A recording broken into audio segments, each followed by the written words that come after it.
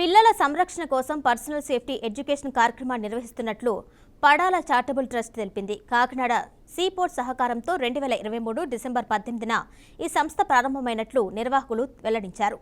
1వ తరగతి నుంచి 7వ తరగతి వరకు చదివే బాలికలకు పర్సనల్ సేఫ్టీ ఎడ్యుకేషన్ ఇవ్వడం ద్వారా వారి సంరక్షణ వారు చూసుకునే విధంగా అవగాహన కల్పిస్తున్నట్లు వెల్లడించారు. తూర్పుగోదావరి జిల్లాలో ఉన్న 75,000 మంది బాలికలకు 2025 డిసెంబర్లోగా ఈ అవగాహన కార్యక్రమం పూర్తి చేస్తామని తెలిపారు. సిఎస్ఆర్ చేసుంటాం, వీళ్ళకి ఇచ్చింది 15 లక్షలు మాత్రమే.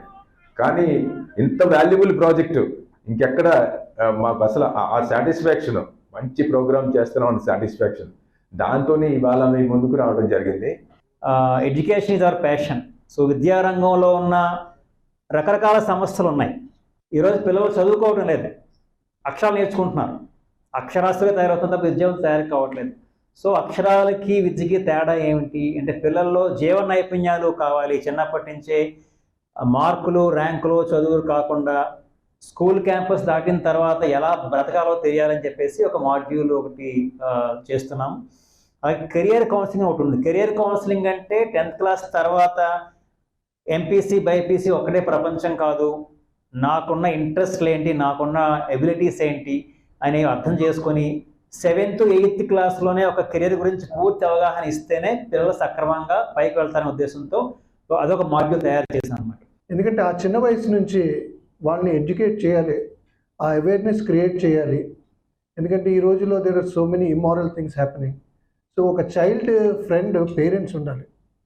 నాకు 2 ఆడపిల్లలు, కానీ I'm their best friend today. అలాగే every parent and every guardian should be their best friend. So ఈ ఎడ్యుకేషన్ మనం చిన్నప్పటి నుంచి పిల్లలకి, సమ్టైమ్స్ హాస్టల్లో చదువుతూ ఉంటారు, హాస్టల్ పిల్లలకు కూడా అక్కడ హాస్టల్ వార్డెన్ కానీ లేకపోతే క్లోజ్ రిలేటివ్ కానీ ఈ యొక్క ఎడ్యుకేషన్ ఇంపార్ట్ చేయాలి. సో సార్ చేస్తున్నది ఒక మంచి యూనిక్ ప్రాజెక్టు. నాట్ ఓన్లీ ఈ ప్రోగ్రామ్ని మనం స్ప్రెడ్ చేయాలి, టీచర్స్ అందరికీ హాస్టల్స్లో ఈ ప్రోగ్రామ్ని స్ప్రెడ్ చేయాలని నా కోరిక. చాలా అద్భుతమైన ప్రజెంటేషన్ వాళ్ళు పాఠశాలలో ఇవ్వడం జరిగింది. వారి అందరికీ కూడా అభినందనలు తెలియజేస్తున్నాను. నేను ఎంఈఓగా అయిన తర్వాత పడాల చారిటబుల్ ట్రస్ట్ అంటే నాకు ఎప్పటి నుంచో నాకు చాలా వారితో మంచి అనుబంధం ఉంది. నేను చాలా బాధపడే విషయం ఏంటంటే, పాఠశాలలో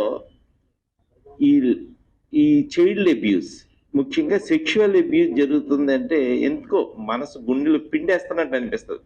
ఇంకో పిల్లాడి వల్ల లేకపోతే ఇంకో బయటవాడి వల్ల జరిగేదానికంటే అక్కడ ఉన్న ఉపాధ్యాయులు కూడా దీంట్లో భాగం అవుతున్నారు అనేది విన్నప్పుడు చాలా దారుణంగా మనసు కలిచివేసిన సంఘటన.